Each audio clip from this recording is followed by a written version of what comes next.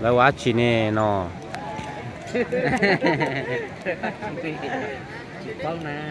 Yeah. Cái này làm cái gì ấy nhỉ? Không hiểu luôn. Tự dưng lại có người đông thế này. Không biết ra để làm gì đấy.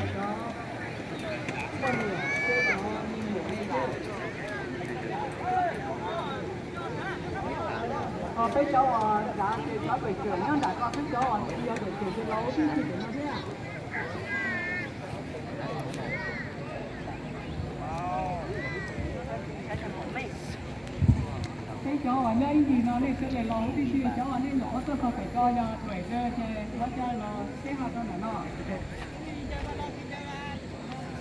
giờ này chỉ có một thang nhớ nó phải chơi chỉ có một thang là nó chỗ này nhau nó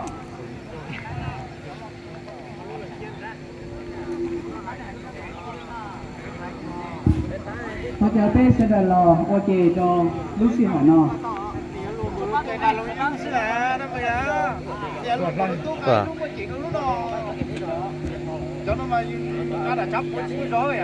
Tập trung đi làm bộ đội nhá.